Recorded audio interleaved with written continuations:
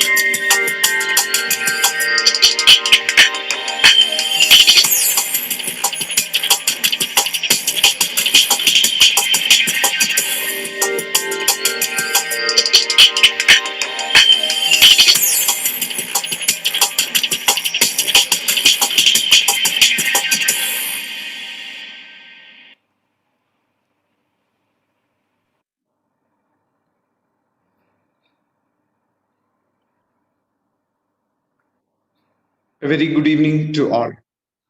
I'm Dr. Vishnu Mohan, Secretary of NNF Kerala and Organizing Secretary of IEP Neocon 2021.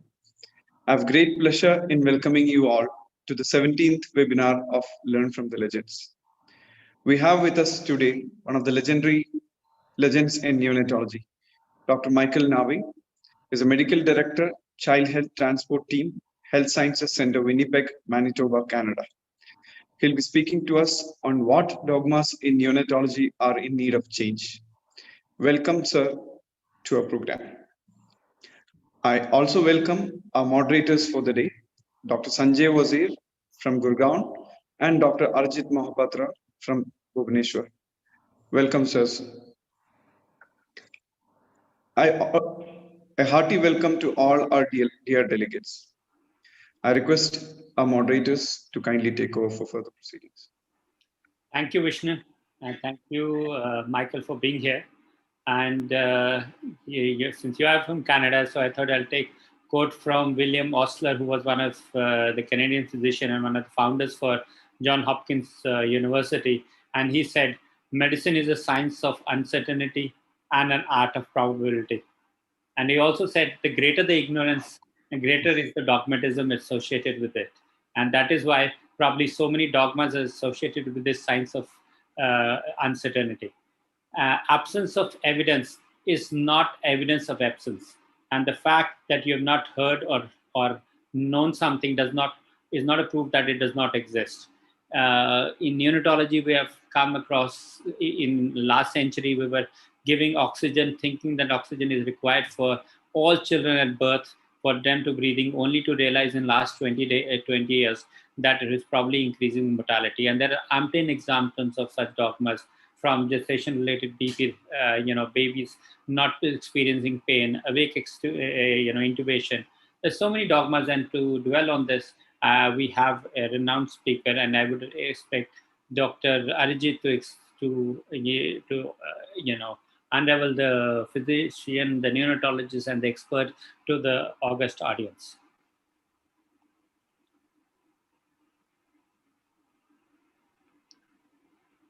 You're not audible, Arijit. Arijit, you're not audible. Okay, sorry. So thank you, Sanjay. I give a warm welcome to Dr. Michael Nave, the guest of honor for the topic today from Learning from the Legends. Dr. Michael Nave is the section head of Neonatology, Medical Director of Child Health Transport Team, Health Science Center of Winnipeg, Manitoba.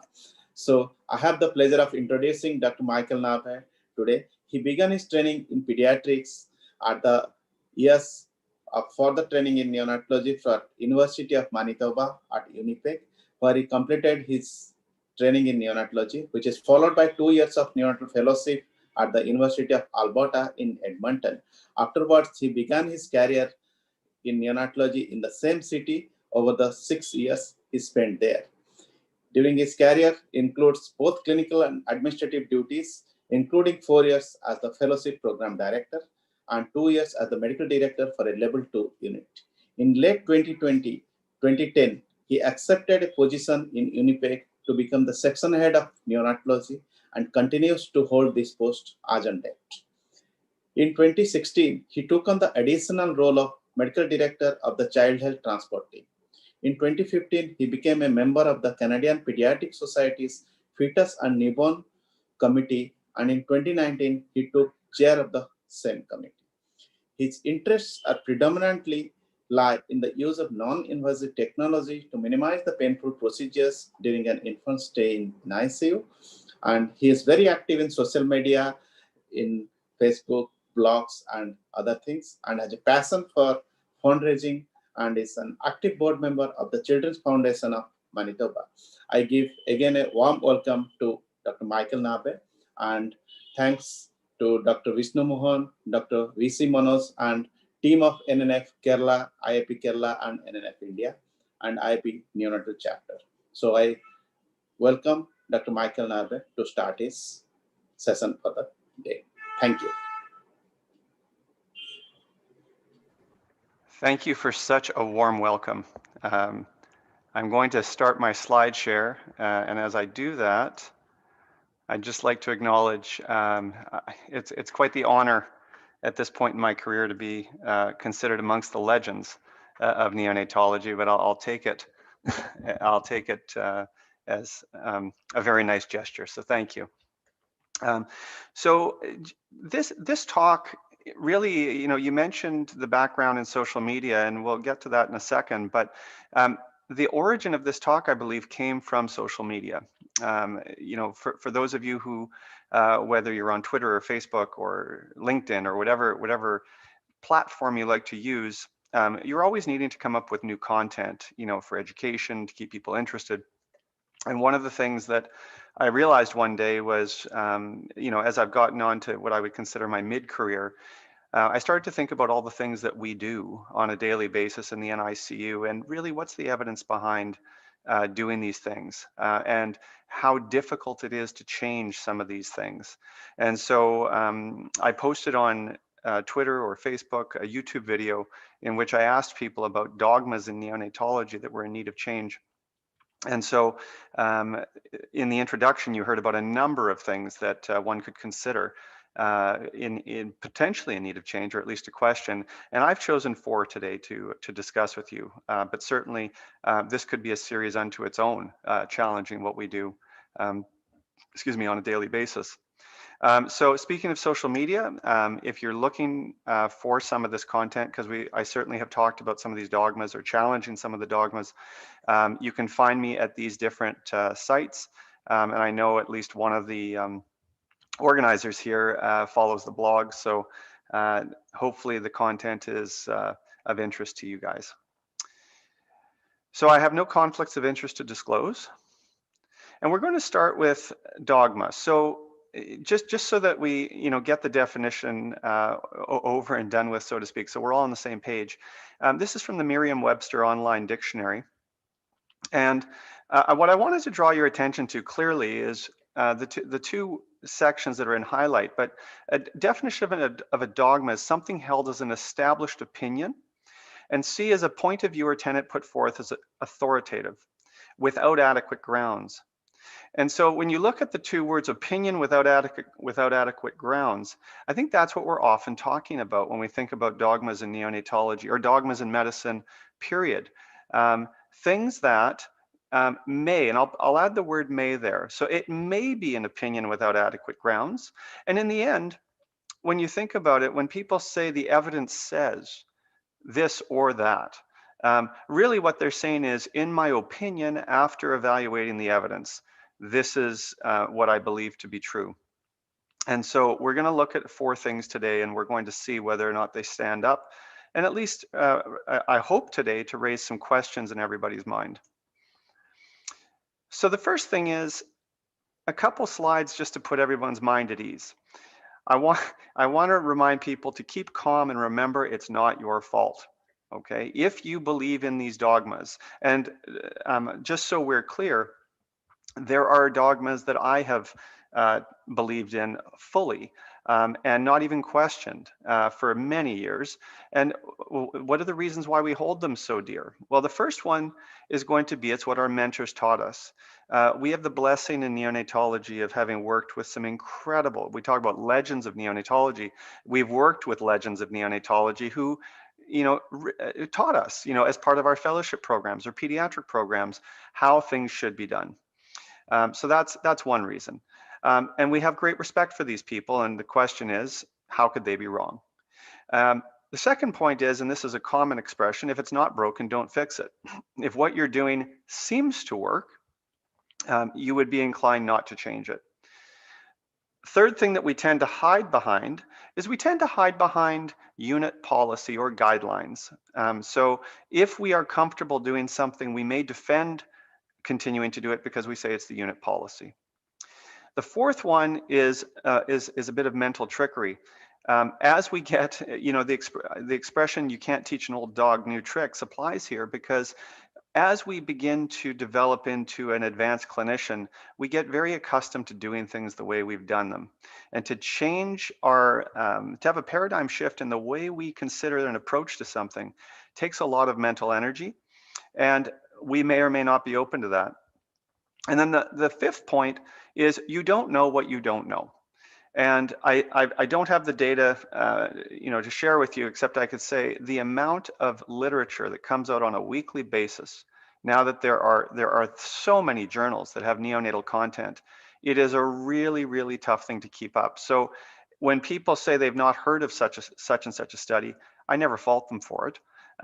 Because the reality is what I might find, and you might find this today, I might share with you studies today that you've just never heard of.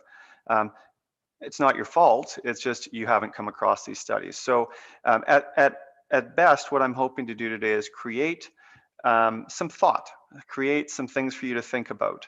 And back in your own units, you can decide whether or not this makes sense to you or it doesn't.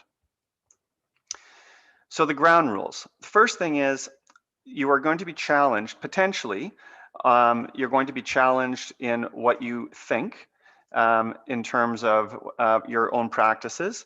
But I'm going to let you know you will be okay. So there's nothing that should come today that will cause you emotional or mental trauma.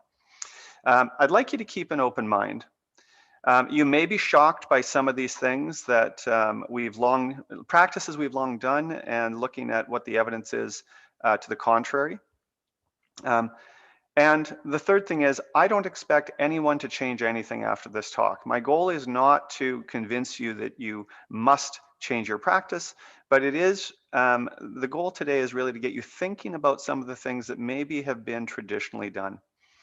And then the fourth point is, don't worry, your mentor is safe. If you have great respect for your mentor, you should, and you may continue to do so, because I believe we all try to teach, and we all try to share what we believe is to the best of our knowledge.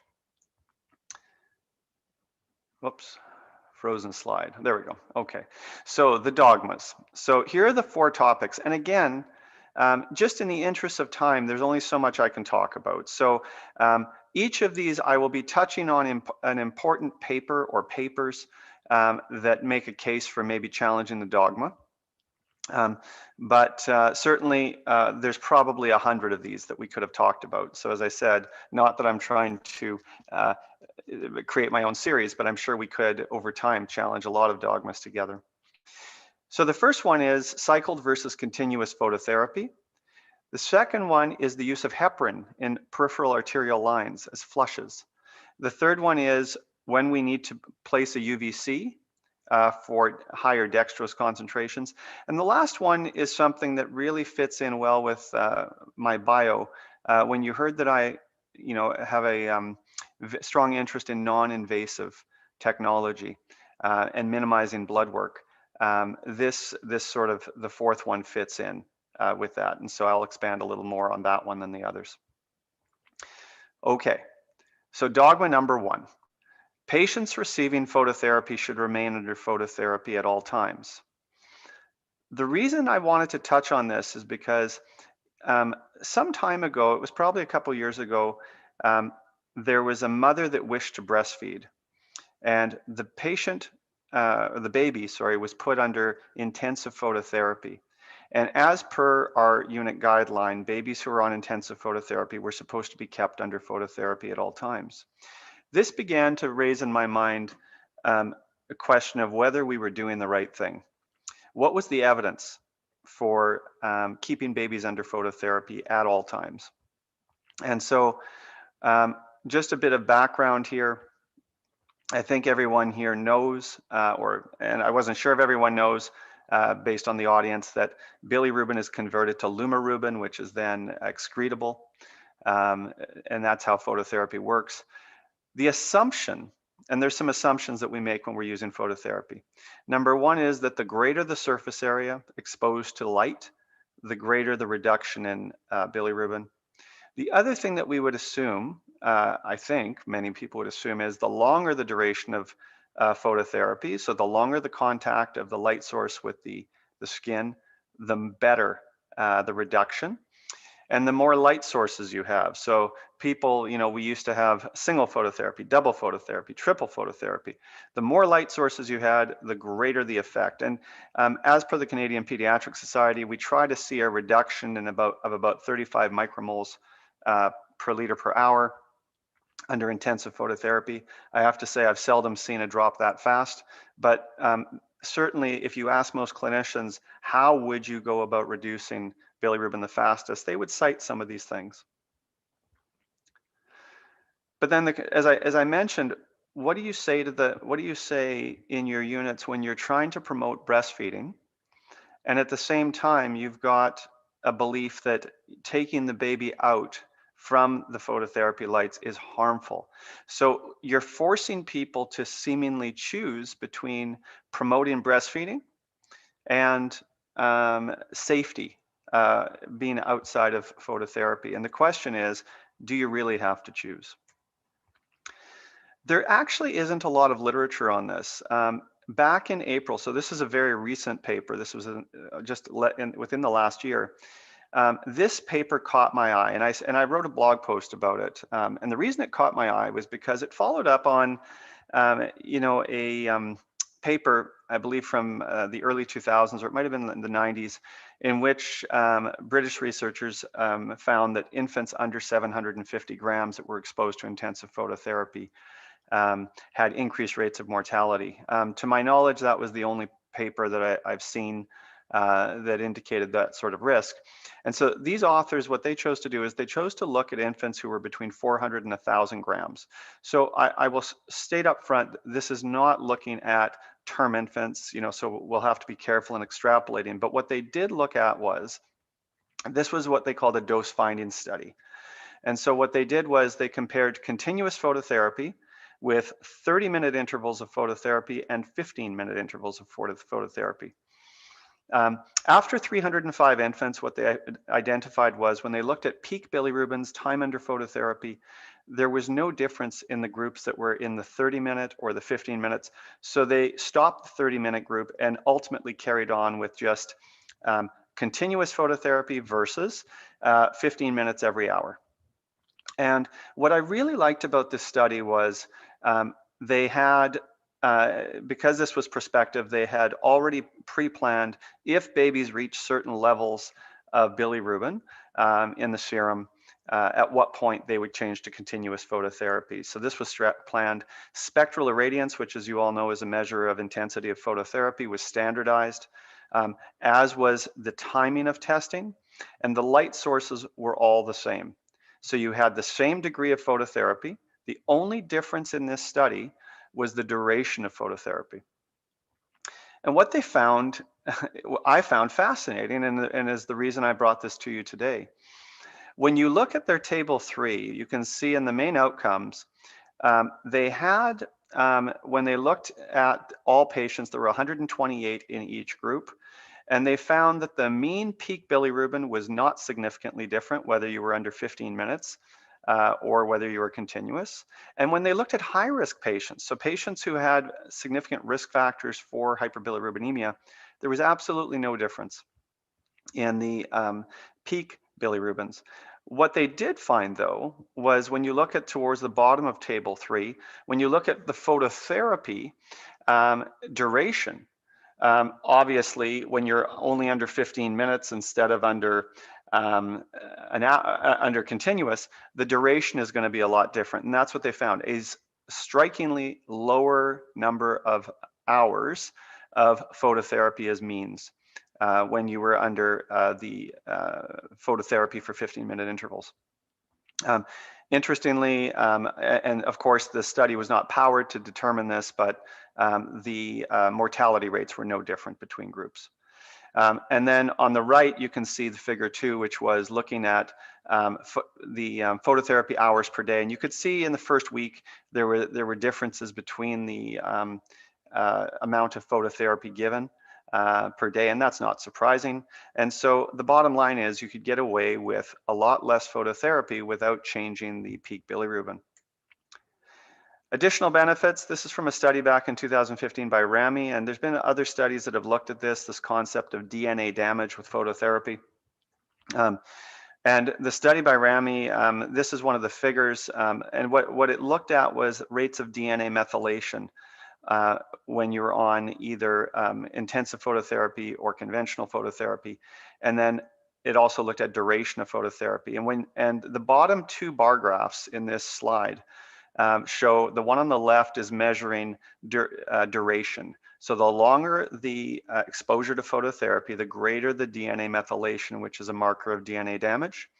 Interestingly, when you look at conventional versus intensive phototherapy, there is no difference in rates of DNA methylation. So what this study demonstrated was that when it comes to a proxy for DNA damage, and then we worry about future cancer risk, the duration of the phototherapy is important, but not the intensity. And so that certainly raises a question when you're also coupling that with finding that there's no significant difference in the use of intermittent phototherapy versus continuous phototherapy. So recommendations. So, and again, this is just like dogmas start off with an opinion. My opinion is that cessation of phototherapy for breastfeeding, based on this study, seems unlikely to cause harm. Could we, as a side effect of this or a side benefit, get improved breastfeeding rates by not interrupting breastfeeding? Also, we just talked about the risk of potential implications for long-term risk of cancer. I'd like to put forward that we don't have any evidence that phototherapy does put infants at risk of cancer, except what we don't know is that effect of increased DNA methylation. I don't think anyone's looked at that long-term outside of cancer. As I stated up front, this was done in babies that were quite small, between 400 to 1,000 grams. Would you see the same effect in larger babies? That obviously needs to get tested. Having said that, I think that on a case-by-case basis, one could certainly look at taking breaks for short periods of 20 minutes and without any evidence that that truly would be detrimental.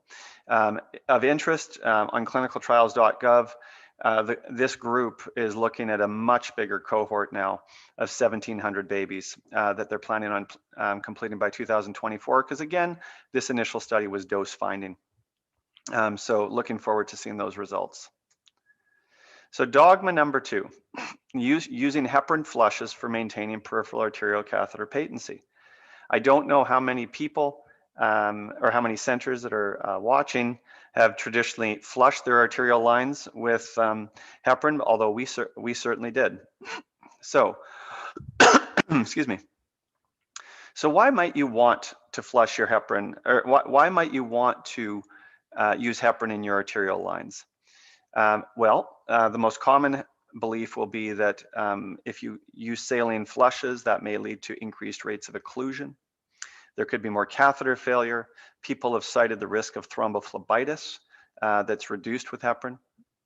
And then the last one is probably the greatest reason, which is getting a peripheral arterial line into especially our tiny babies, we all know can be a significant challenge. And so these lines are deemed precious.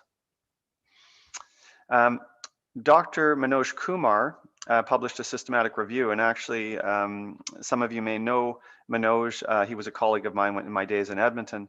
And so he published this in 2013 after I had left Edmonton. And to me, this is probably the best evidence that we have out there. And it's there's very little since this systematic review was done. And so he looked at all literature that had been published on the use of heparin as either flushing or continuous infusions. And as you go through the screening diagram here, you see at the end he gets down to the point where the majority of RCTs have looked at use of heparin flush. That was 10, and a minority had actually looked at continuous infusion. When you look at the forest plots for catheter patency, so these are, the duration. This is duration of catheter patency. What you see is in the 3 studies done on infusion, continuous infusion, heparin seems to make a difference. Heparin prolongs the longevity of a catheter, peripheral arterial catheter, by about a day, 26 hours.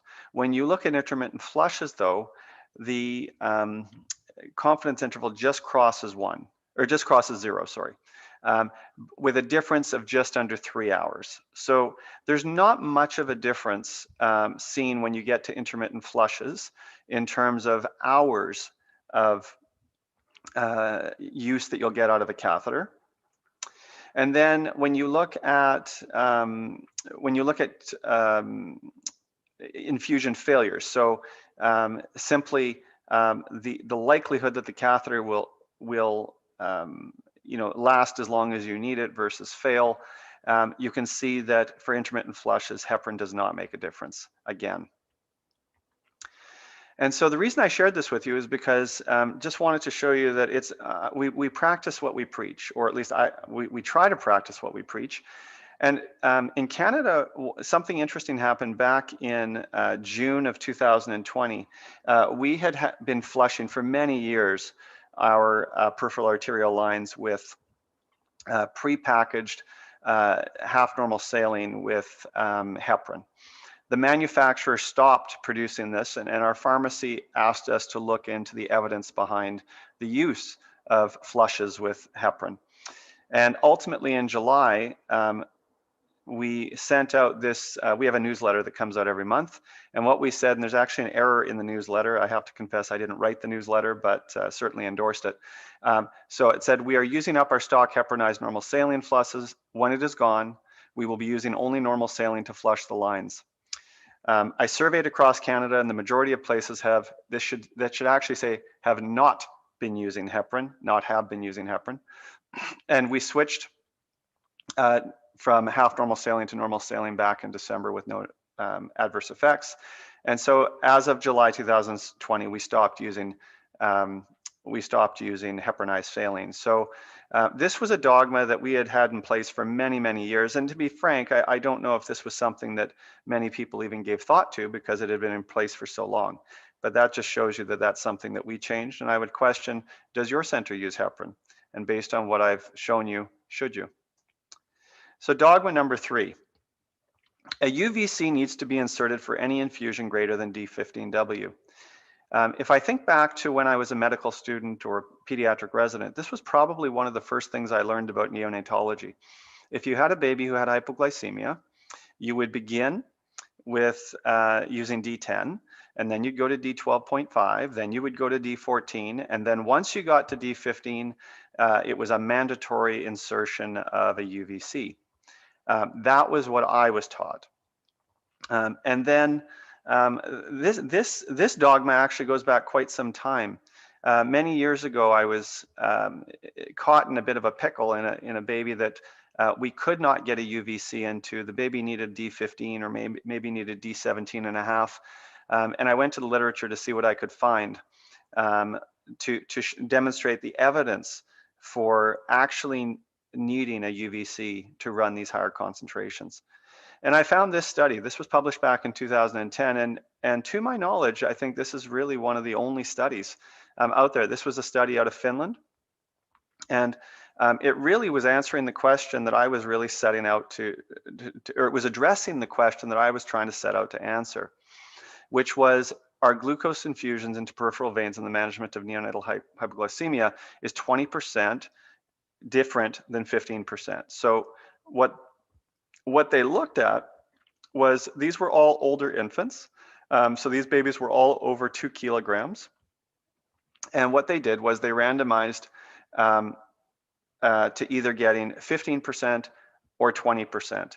And what they did was, these were all infants with hypoglycemia. They provided 8 milligrams per kilogram per minute. And so you can imagine then with the different concentrations, the IV rate was different. But essentially what they did was, by standardizing the amount of dextrose that was going in at 8 milligrams per kilogram per minute, they simply looked at whether the concentration of that dextrose infusion made a difference to such things as catheter longevity and phlebitis. And they based their power calculation on reductions in cannula site changes. So they were looking to see how many times they would lose the IV as a way to calculate the number needed. Ultimately, they also use something that I have to admit I was unfamiliar with, which was the modified Maddox score scale, which is a validated scale for measurement of phlebitis. And so at every time there was a catheter site change, they applied the Maddox scale and to try to be objective about the degree of phlebitis. And so you can see in the end, they had roughly the same amount of patients. I think they needed, if I recall, 57 per group. They wound up with 60 in the 20% group and 61 in the 15% group. And what was good for me at the time was that the outcomes were no different. So the mean duration of cannulation was, in the D20 group, was 4.2 days the IVs lasted versus 3.9 days in the D15. Now, there isn't a group here because, in fairness, you could say, well, Dr. Narvi, you're making a case for no difference between D15 and D20. What if they had just run D10? How long would the IVs last? I would put to you, and I hesitate to use the expression "in my experience," as I was told once, one should never say that until you've been in practice for 30 or 40 years. But what I could say is, if we're being honest, I don't know of many peripheral IVs that make it much past 4 days on average. Our IVs do tend to get changed over. So I don't think that these numbers are really out of keeping with what we would see for other IVs. The number of cannulation site changes had a median of 1 in the D20 group and 1 in the D15 group. Using that objective measurement of phlebitis, there was no difference in rates of phlebitis.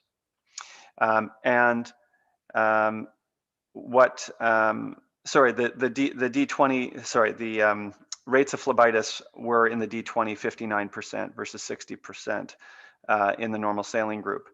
So ultimately, what it appears here is that whether you use D15 or whether you use D20, it doesn't really make a difference in loss of IVs, phlebitis, or need to change over your IV sites.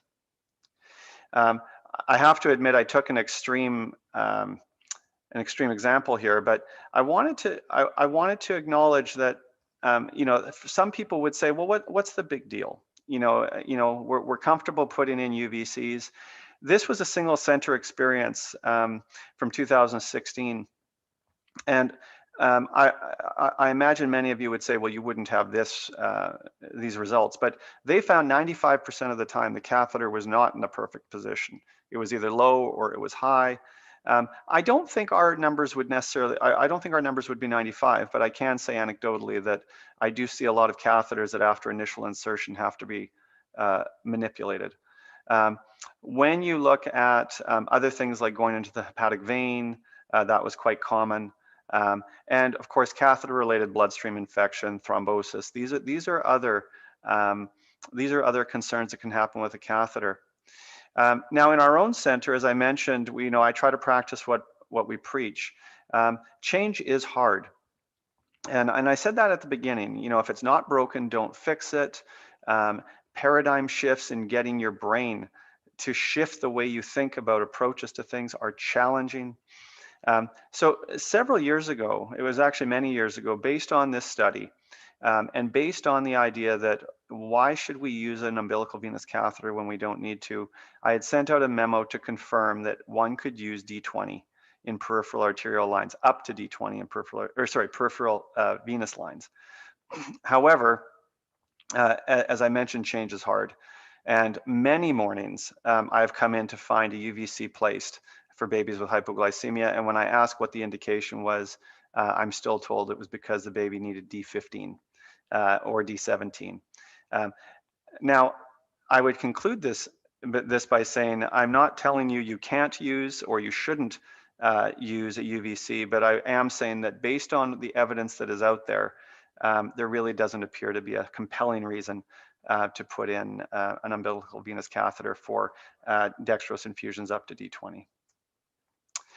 Okay, so we're going to move into our final dogma, which is routine blood work is necessary to avoid missing important aberrations. I don't care which unit you work in, chances are you have some blood work that you have standardized. And the reason for standardizing the blood work, it could be, for example, TPN. Maybe babies that you start on TPN, you choose to have a standard approach so that you avoid any hypocalcemia, hyperphosphatemia, or other metabolic derangements. Another reason might be, for example, in babies with hypoxic ischemic encephalopathy, our own unit has blood work which is drawn every 6 hours. And again, you're looking for aberrations and not wanting to miss it. Why do we love routine blood work? And I would argue we really do love routine blood work. One of the reasons that you'll hear cited is we're always worried that we're going to miss something important. Another reason we love routine blood work, when units are busy, it's easy to miss something. And you'll hear this quite often is that, when units get really busy, it's hard to devote the attention that's required to some of the babies that are less acute, and things may get missed. I would also flip that over. I haven't included it, but I would flip it over and say, sometimes when units are really quiet, it's easy to miss things as your brain downshifts and you're not thinking as acutely as you were before. I can't speak to the situation in India, and certainly Canada, we don't see a lot of litigation, but certainly if there are any people who are practicing out of the United States, one of the other reasons for routine blood work is a fear of litigation, that if you miss something, you would put yourself at risk of being sued. And interestingly, at one point we had in our own center, we had someone who'd worked in the United States who moved to Winnipeg and started practice in Winnipeg.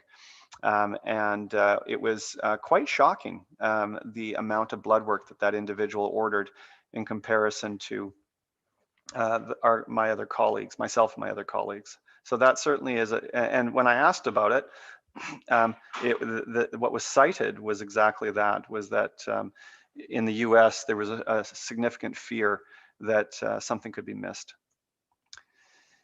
Now, if you do routine blood work, or if you do blood work, the more blood work you do, there are consequences to that. And so this was a systematic review from 2016 by Cruz and others out of Portugal. And the information gleaned from this paper I found to be somewhat disturbing. And so they looked at 18 studies, and these were 282 stable. And I've capitalized stable preterm infants there because, of course, you would see or expect to see in sick babies, justifiably, if a baby's quite sick and on a ventilator and they're unstable, they'll need frequent gases and so forth. But these were stable infants, and they examined the frequency of painful procedures in the NICU. in the first 2 weeks of life, the average number of painful procedures, which would include things like phlebotomy, could be art lines, could be heel sticks, was 7.5 to 17.3 per day. And when you looked at the total stay, the average for the total stay was 17 pokes per infant. So these would include babies that, and again, these are stable infants. So babies who shouldn't, necessarily need a lot of investigation because they're stable, still wound up with an average of 17 per infant. When you look at when you focus in though on preterm infants, extreme preterm infants, this was a study looking at babies under 28 weeks of age. And what they found was out of 20 infants that were studied, they found a number of things. So one of the things, so if you base, if you look at the average infant and conclude that they have about 85 or 90 mils per kilo of blood volume, what they found under 28 weeks was that the total cumulative iatrogenic blood loss was about 25% of their blood volume. When you looked at the total loss in the first 28 days in mils per kilo, it was 24.2 as an average. The volume of RBC transfusions per neonate, 30 per kilo, is actually just over the amount of iatrogenic blood loss. The number of punctures was in under 28 weeks. This is in the first 28 days, was 47, and the interquartile, these are interquartile ranges. The upper boundary was 56, but the range was up to 116. When you look at the bottom in the second figure, what you can see, and this shouldn't surprise you really, is that when you look in mils per kilo at iatrogenic blood loss on individual days, the bulk of the blood draws, or the greatest number of blood draws, occur in the first 2 weeks of life. And that's not really that surprising, as the babies are getting investigated and in their most acute stages at that point. When you look under 28 weeks at individual gestational ages, you can see that, not surprisingly, the smaller the infant, the greater the cumulative blood loss. However, the smaller the infant, the less they can probably afford to lose that blood. So that's something certainly to consider. So the question then is, if we can all acknowledge that we do a lot of poking, we do a lot of blood work in preterm infants, if you were going to try to reduce the amount of blood work, if you were going to try to get rid of routine blood work and do targeted blood work, how could one go about this? What would work? So this is an adult study, and this is, I believe, also from 2020. And they provide some interesting statistics, and I think you could probably extrapolate these to the neonate. So about up to 5% of healthcare costs are actually related to laboratory testing. Staggeringly, about a quarter of all testing in research studies has been found to be done inappropriately. Excessive testing is not benign. As demonstrated in the study of babies under 28 weeks, iatrogenic blood loss, which can be up to 25 or 30% of an extremely preterm infant's blood volume, can lead to anemia. And then furthermore, as we all know, the more tests you do, the greater the likelihood that you're actually going to find an abnormality, which could be just a variant of normal for that infant, but that will lead to further investigations and can prolong stay. And at least in Canada, one of the most significant drivers of financial cost is the length of stay. Back in October 2017, the Choosing Wisely campaign came out with this, which was endorsed by the Canadian Society of Internal Medicine, the Canadian Association of Pathologists and Resident Doctors of Canada. And it was for those of you who don't know, Choosing Wisely is an international campaign looking at coming up with recommendations for best practice, things that we should always be trying to do. And the concept here was, the slogan was "Pause the Draws." and they provided a toolkit for reducing repetitive routine blood draws in hospitals. Their recommendation was do not order repeat laboratory investigations, particularly the CBC and chemistry, when patients demonstrate clinical and laboratory stability. When you think about your own units, ask yourself how many times in passing, as you're walking past a bedside and a nurse says, when would you like the next blood work? What that does is, by asking when would you like the next blood work, the presumption is this child needs blood work. How many times do you say, why don't we do lights in the morning? Why don't we do a CBC in a week? We need to think critically about who needs what and try to stop being reflexive. I love this figure because this figure was from the reference below. It was an ISMP medication safety alert. And I think we should all think about this. And basically what it does is it's a hierarchy of strategies that one can use to, that you could apply here for reducing blood work. And they begin on the bottom three with person-oriented. And I'll just give you some examples. So training and education is what we often think about doing. So let's say you want to do a change in your unit. You may or may not have an education, a nurse responsible for education or a team responsible for education. You send out a notice, you go around to the bedside, you teach people, please stop doing this, please do this instead. And you say, okay, my work is done. And quite often that just doesn't work. And the reason it doesn't work, there's many reasons it doesn't work. One is people forget, another is you get a changeover of staff, you then have to redo the training and education. So that's one way of doing it. And that's person-oriented. You're relying on the person to make a change. Then you can bring in rules and policies. So that's creating guidelines. So again, guidelines are wonderful provided people read them. And that's one of the problems. People often, in our unit, I'm sure is just as guilty. We publish a guideline and we say our work is done, the guideline is out. Well, that's not always the case. Reminders and checklists. Checklists are great for things. However, checklists can also fade. People start to forget that they need to use the checklist. And then you get into design oriented. So automated, I'll go to automation and computerization. The example there would be order sets. So if you want everybody to do the same thing and you have an electronic patient record, what you can do, and with order entry, you can standardize things. You can say that we will do blood work on such and such days, and build intelligence into it. If their CBC shows a hemoglobin under this, then we do automatic CBCs. So you can computerize it that way. And then you can do forcing functions and constraints. And so forcing functions are the best way to go about making change. And by forcing functions require, in order for someone to get something done, it requires intention.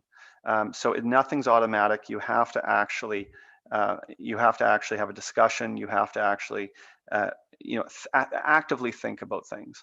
And so that would be the strongest. So what are the barriers to minimizing blood work in the NICU? Because there's for those of you who've worked, I don't think anyone here has worked with me necessarily, but if you do work with me, you will know that I tend to do a lot less blood work, at least I'm told, than other colleagues or some other colleagues. So what are barriers to minimizing blood work in the NICU? One is electronic ordering.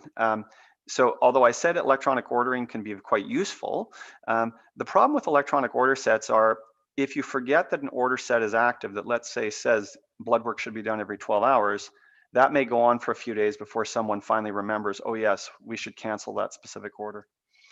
Another problem is, although we all love our residents and we love teaching and we love our fellows, the reality is it's been demonstrated in the literature that the more junior the staff, the more blood work they do. So that's a barrier to change, is having your staff have the confidence to go without the blood work in those more stable patients.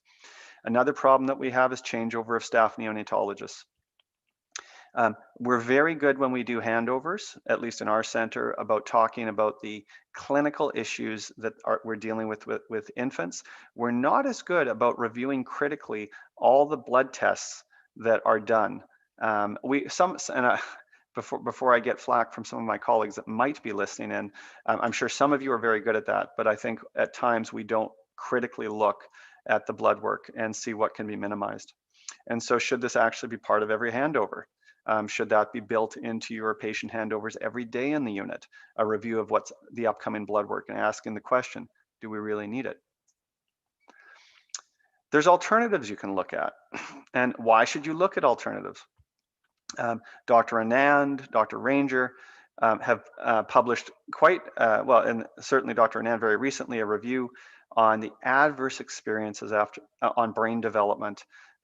Ranger looked at cortical thickness at 7 years in those born preterm and correlated painful procedures to reductions in cortical thickness. And so things we can do to try to avoid poking as much. On the right, you'll see transcutaneous bilirubinometry, which has been demonstrated to be quite effective and quite accurate compared to serum bilirubin. So that minimizes a poke. Another thing that you can do, and you can see on the bottom panel there, drawing a blood gas, many centers are able to get electrolytes right off of the blood gas. And yet you'll see quite often people are drawing electrolytes in conjunction with a blood gas. So one goes to the lab and one goes to the blood gas analyzer. I would say save the blood where at all possible. If you correlate maybe 1 or 2 serum electrolytes with a blood gas and find that on average the sodium is off by 3 and the potassium is off by, let's say 0.5, maybe you can just get away with using the 1 sample. And then the one on the left there is using microstream or side stream technology in order to sample carbon dioxide, as was done by Dr. Kugelman in Israel, looking at distal end tidal CO2 monitoring as a replacement for frequent blood gases. So practicing what we preach, I wanted to show you that much like the first dogma, we created a forcing function. So back in October 2020, I released this memo. And what we did was we used to have the blood work for TPN automated. So what we would do is we would have blood work every day for the first 3 days, and then we would have it Mondays and Thursdays. And what we realized was that a number of things were happening. The first was whether it was a 24-weeker who had quite fluctuating electrolyte patterns, or it was a 31-weeker, we were treating them all the same, and that wasn't necessary. Some babies have very stable electrolytes, some babies have third spacing, they have other reasons that their electrolytes might become imbalanced. Why are we treating them all the same? The second thing that was happening was by having the routine blood work in place, there were actually babies who were no longer on TPN, who were getting poked for their TPN blood work because it was a standard order. So what we have done is we've created a forcing function, which is the highest level of safety in the hierarchy. And what we have done is we sent out this memo that if you want TPN blood work, you have to order it. So you have to tick off a box that you specifically want TPN on the days TPN blood work on the days you want it. And so that is just one example of something you can do to challenge some of the dogma that is in place. And routine TPN blood work is something we had in place for many years. And it really took someone noticing that we seem to be doing a lot of blood work that is not changing our management for this to change. So in conclusion, I hope I've shared with you that dogmas exist for many reasons. Some of these reasons are good because sometimes, sometimes a dogma is a dogma because it's actually right. It's something that we should be doing. But others can be quite outdated. As one of my colleagues taught me at one point, if you really want to change if you really want to think critically about your own practice, we need to resist the temptation to do what comes naturally, which is to read articles which support our current practice. And rather, we need to find the articles and read them critically, articles that are contrary to our practice.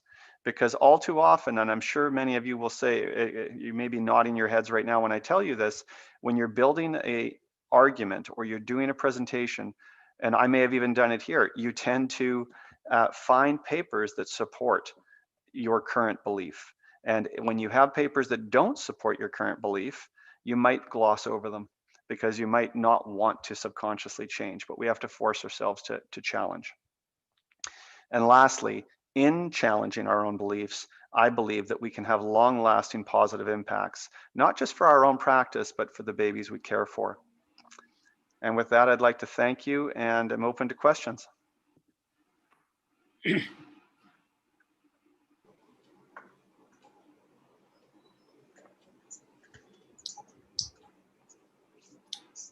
Well, thank you, Michael. Thank you for a very enlightening talk. Arijit, you're saying something? Yeah. So thanks, Michael, for enchanting and enlightening talk to our change our daily practice and what we have believed over the years, but that may not be really true. So one of the questions is, will cyclical phototherapy be acceptable when we do face hemolytic anemias, like when bilirubins are really going strong or in that situations? Yeah, that's a great question, and so thank you, Samandeep, for the question.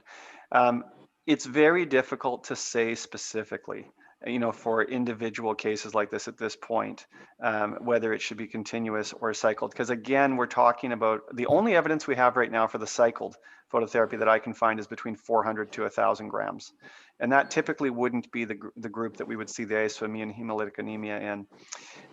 What I would say though, and this is just honestly, this is a best guess, is I would start with continuous phototherapy in that case, because that would be our standard. And if you're getting a decent response, if the bilirubin is not going up and it's plateauing or even better coming down, and you wanted to do a trial of taking the baby out, allowing some breastfeeding, and then putting them back over and following up the bilirubin again. If you found it didn't really go up, then I think that would be a reasonable approach. But I certainly am not going to, and I was very careful in saying this, that, the only evidence we have is under 1,000 grams. So for the highest risk, I would still be careful. But again, I think it raises questions about whether or not, because again, there were high-risk patients that were analyzed in that group, and they found no difference whether it was 15 minutes or an hour. So I would say start for the highest risk with continuous, and then if you're getting a result, maybe look at allowing breastfeeding. And in fact, there is one trial from India only, which had looked at intermittent phototherapy for babies more than 34 weeks. That was published in, I think, European Journal of Pediatrics from Srinivas Murthy's group. And I think PGI, from PGI, right? From PGI also, yeah, or somewhere. So, and they found out that 12 hours off and 12 hours on, was as good as continuous phototherapy for babies more than 34 weeks. Of course, there were non-hemolytic varieties, and although I still do not understand what benefit we'll get from 12 hours phototherapy and 12 hours. Yeah, if you could send me that would be great, because I certainly couldn't find that one. But yeah, that would be great. Thank you. Yeah, that's a great thing. So that's like monitoring the baby very tightly while avoiding an exchange transfusion versus giving over phototherapy. So that would be a tightrope walking. So far as hemolytic anemias are concerned, in cases of especially RH incompatibility and other things. Yeah. So the next question is, what is the strength of evidence to use the peripheral IV line for when you're using dextrose of more than 15%, so far as, because the standard of practice is like whenever you're going for more than 12.5%, go for a central line.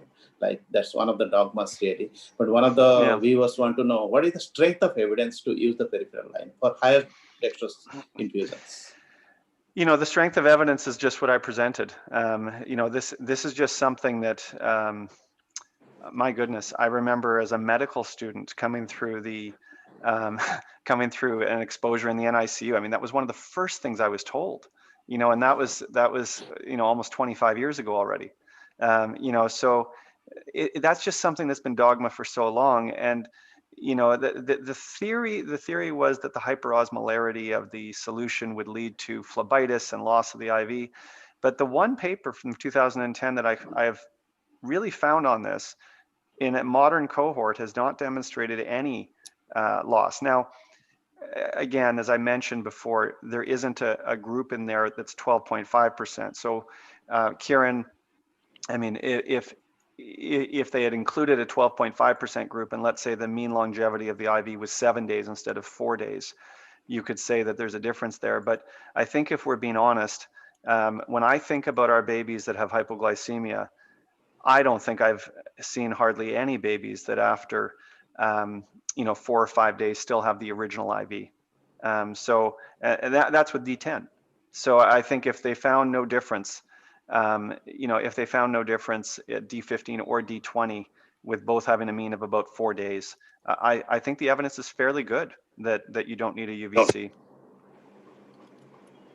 Okay, so that's like, so we can start actually using peripheral lines while infusing higher dextrose concentration really, and maybe so far as our experience is concerned, we need to work on it and see what's the difference. So evidence is really good. So the next question is, what is the usefulness of belly blanket so far as phototherapy is concerned, while its usefulness to not to disrupt breastfeeding, as you told that like giving intermittent phototherapy is okay so far as breastfeeding is concerned.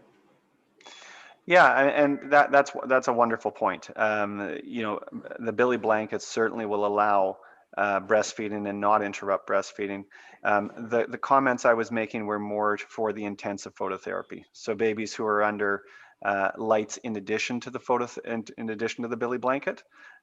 But for mild degrees of jaundice, the Billy blankets work wonderfully. I mean, as you all know, spectral irradiance, which is the measure of the intensity of phototherapy, is determined really by a couple of things. One is the intensity of the light source, and the second is the proximity to the skin. Ideally, you should be within 15 centimeters to get the best spectral irradiance in order to achieve the best effective phototherapy. So that I can't think of anything better than having the baby lay on the light source. So that's great, but there are many babies that need more than just the Billy blanket, and that's really what that dogma is about, is whether they need to stay under the lights. Yeah, thanks, Michael. So one of the, like, it's a administrative question, like when you want to do these changes, change to a very old practice, very regular practice want to change, and when you have got very senior people who have a strong belief and like mentors and all that, like professors and all that, so how do you really will do something to implement these changes in practice? So yeah, I mean, I think that is that's always the question, is how do you deal with the strong-willed people, right? Yeah. I think that the best you can do is you present the evidence. You present the evidence, and I think that you present it honestly. You present it honestly in the sense of present the articles that argue against your practice change. Don't just, because the problem is if you go in there and you say, if you go in there and you say, here are all the reasons why we should be changing, and you fail to acknowledge the reasons why you wouldn't change, people are not really listening to the talk. The other thing that I learned a long time ago and I try to put into practice is when I'm approaching a sensitive issue and I want to create change, I usually start my talk by putting it out there what the arguments against are likely to be. And I'll say, okay, here are the problems that you're going to have with this up front. Here are the barriers we need to look at. Because if you acknowledge what the problems are going to be, it kind of disarms people.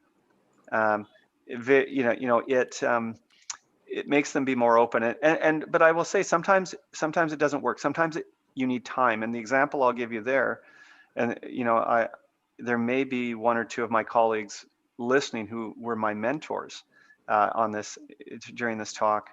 Back in 1998 or 1999, I presented to our group as a resident pre-medication for intubation, and made what I felt were very compelling arguments for the obligatory use of rapid sequence induction for our elective intubations.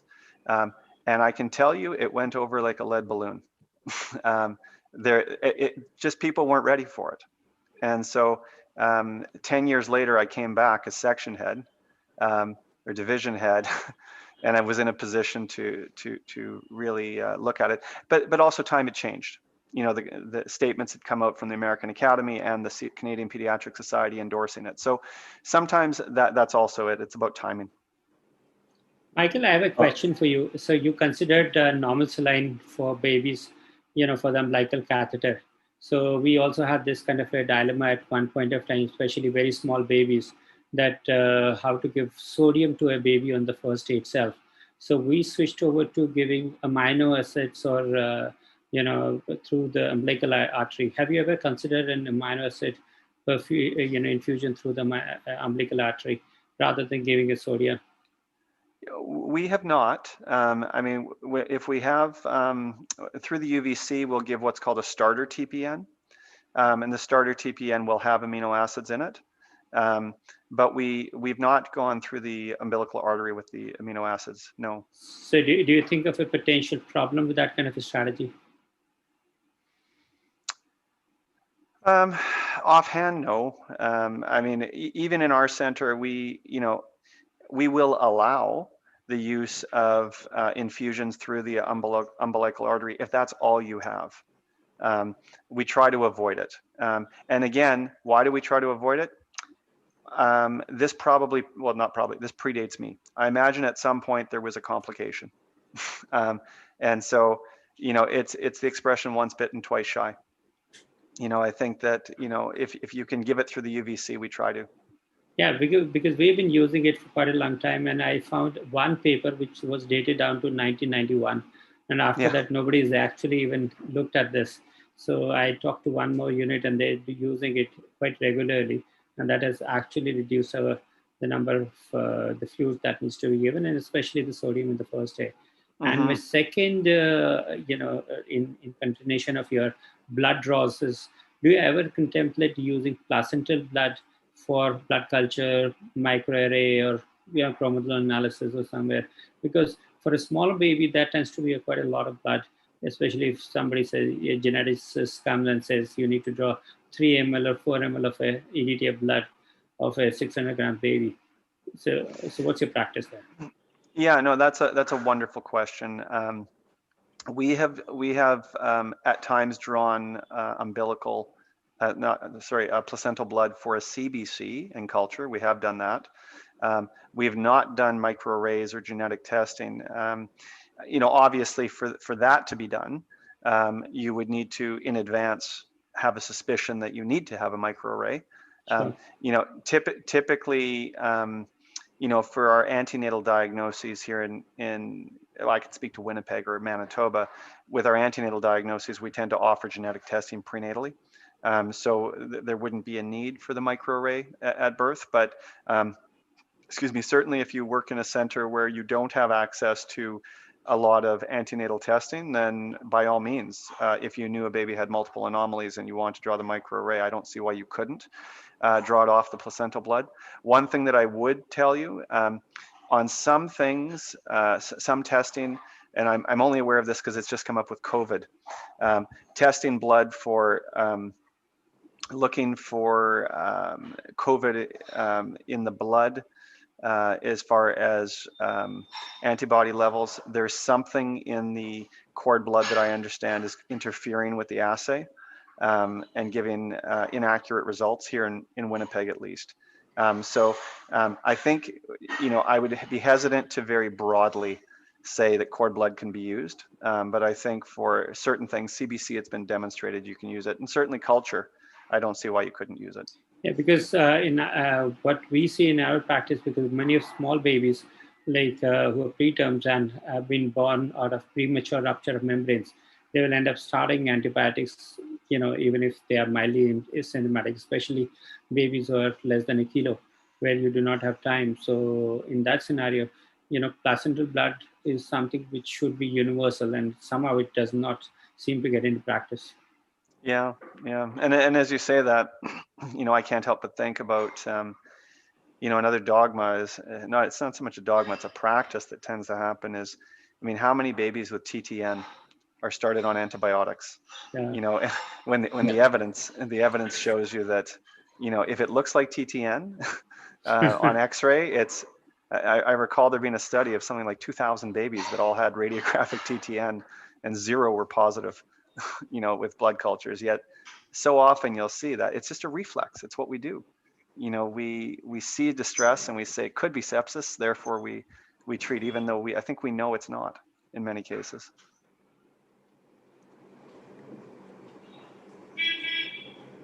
Yeah, I think we don't have any more questions. So, but we have lot many compliments for sure. So people have been saying thank you, great talk, great like, and some of them are Spanish. So I'm sure that's like, so this is gracias means thank you. That I yes, understand. I understand. And you know, so some people want to have an access to this talk. This is available on the YouTube, so for people to go and access that from the YouTube itself will be available from now onwards only. And I think if there are no more questions, we probably would like to thank you, Michael, for a very elaborate and, you know, interesting and of course intriguing talk. So hope, you know, other people thinking about their practices, about what they need to do differently from what they've been doing, and certainly come out with an out-of-box thinking for most of the things which I've been doing till now. Thank you, Michael. Okay, thank you very much for having me. So over to Manoj for the concluding remarks. Well, we now come to the end of today's session. Let me also thank the legend of the day, Dr. Michael Navi, for sparing time to present an out-of-the-box series to all of us. Highly thought-provoking. Thank you, sir. I would like to also thank the moderators, Dr. Sanjay Wazir and Dr. Ajit Mohapatra, for moderating the session so well. And finally, all of you respected delegates who are joining us in this series, thank you so much. Let me also welcome you all to the next webinar in our series that will be on 14th of January. That is on caffeine for apnea of prematurity, evidence and beyond. The lecture will be delivered by the legend we all know, Professor Barbara Smith. So until then, goodbye. Goodbye. Good night. Bye. Good night. Thank you so much. Thank you.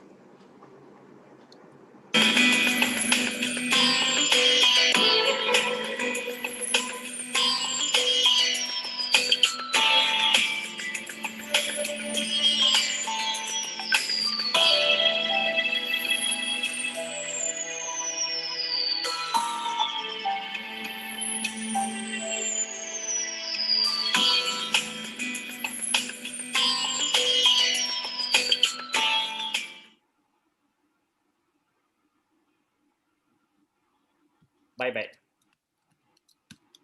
There are certain questions, maybe Arijit, you can answer some of them this later. Bye, everyone. Yeah. Thank you so much. Shall we close the session? Yes.